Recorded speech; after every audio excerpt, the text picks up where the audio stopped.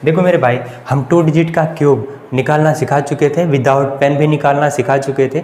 आज हम सिखाएंगे 3 डिजिट का क्यूब। क्या बोले 3 डिजिट का क्यूब। हाँ, 3 डिजिट का क्यूब। चलिए सीखते हैं। जैसे हमारे पास लिखा है 1 2, क्या सर जी इतना इंग्लिश में मत पोका करो 123, ठीक है, इतना ही लिखें 123। इसका हमें निकालना है। ये तो याद करके आए होंगे आप, तभी कराएंगे आप, नहीं हम। चलिए अगला नंबर ले लेते हैं आप, वरना क्या ही भाई बोले यहाँ 4 कर दें। चलिए 4 कर देते हैं, ठीक है। हमें इसका क्यूब चाहिए, 2 तरीके से बताएंगे। देखो पहला तरीका जो आप सोच रहे होंगे वो क्या है, वो ये है कि इसको हम 4 ले लेते हैं और इधर जो 2 डिजिट है ना उसको सिंगल डिजिट कंसीडर करते हैं। देखिए मेरा जो कॉन्सेप्ट हमने दिया, किसी भी 2 डिजिट को सिंगल डिजिट कंसीडर करने का बहुत काम की चीज़ है। चाहे 2 डिजिट को सिंगल डिजिट कंसीडर करो, 3 डिजिट को भी कर सकते हो सिंगल डिजिट कंसीडर, बिल्कुल कर सकते हैं।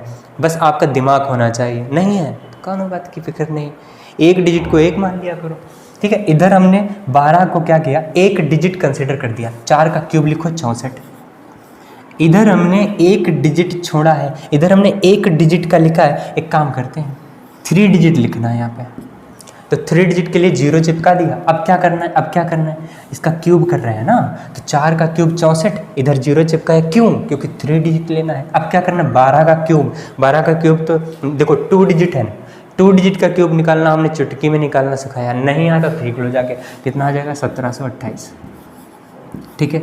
अब क्या करना है, यहाँ पे 1 डिजिट छोड़ करके यहाँ छापना है। पर क्या छापना क्या है, जरा ध्यान से सुना करो, तभी तो समझ में आएगी चीज़ें। एक तो ध्यान से नहीं सुनते, फिर कहते हैं क्या था ये, ट्रेन थी क्या। देखो मल्टीप्लाई करा लिया करो, ये सिंगल डिजिट है तो 12 चौक 48 तियाँ, नहीं करना आता 48 तियाँ। एक काम करते हैं 50 तियाँ तो करना आता है ना। 150, 50 में 2 कम था, 3 बार मल्टीप्लाई किया मतलब 150 में 6 कम होगा 144। ऐसे करते हैं मल्टीप्लाई। 144 जो आया ना इसकी मल्टीप्लाई इससे करा दो और यहाँ छाप दो।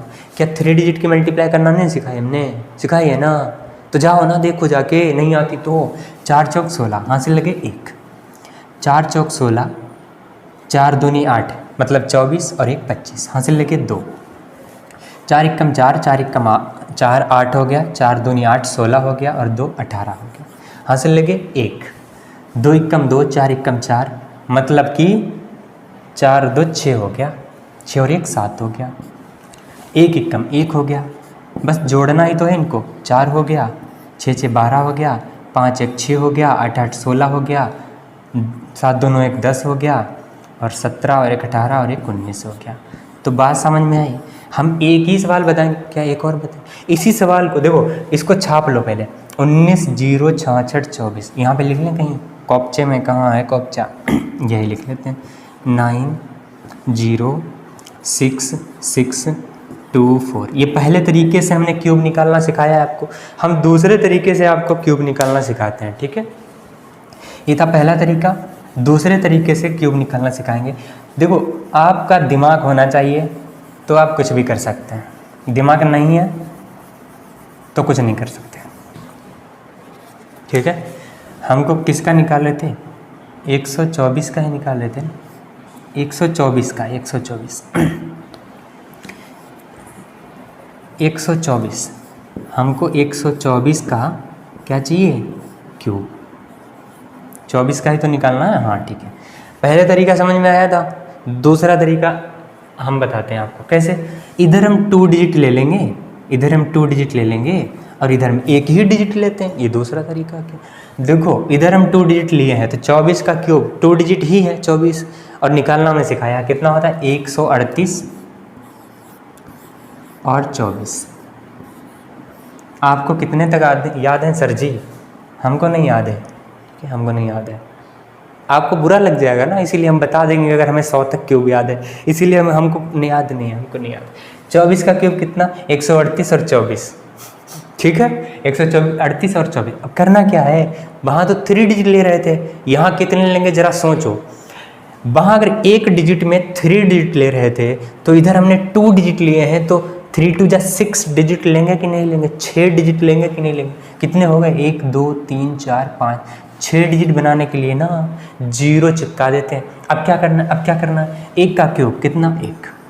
बात समझ में आई, इतना तो लिख लोगे ना। इधर हमने 2 डिजिट लिए हैं तो इधर 6 डिजिट, बात समझ में आई। इधर हमने 1 डिजिट लिया था तो यहाँ पे 3 डिजिट। अब क्या करना है, यहाँ 2 डिजिट लिए हैं तो यहाँ पे 2 नंबर छोड़ना है, 2 नंबर छोड़ना है और यहाँ पर छापना है। पर क्या बात समझ में आई, नहीं आई। इसकी मल्टीप्लाई करो, मल्टीप्लाई करो। 24 × 24 और 3 72। जितना भी आया है ना, इसकी मल्टीप्लाई यहाँ करके यहाँ छाप दो, बस इतना ही करना है और कुछ भी नहीं करना। एक काम करते हैं, बस 72 की 124 से मल्टीप्लाई ही तो करना है, यहाँ पे छापना है। कैसे करेंगे, 4 दूनी 8 हो गया, 7 चौक 28 हो गया, 12 दूनी 24 हो गया, 24 दूना 48 यानी कि 52 हो गया। 52 का लिखना है 2, कैरी कितना 5, कैरी कितना तो 5, 12 7 84 हो गया और 5 89 हो गया। ठीक है, बस 72 की 124 से मल्टीप्लाई कर दी, इतना आ गया। करना क्या है, जोड़ना ही तो है। 4 हो गया ये और ये 2 हो गया ये, 8 8 16 हो गया ये, 3 2 5 और 1 6 हो गया ये, 9 और 1 10 हो गया ये, 10 और 8 18 हो गया और 1 कैरी तो 19 हो गया।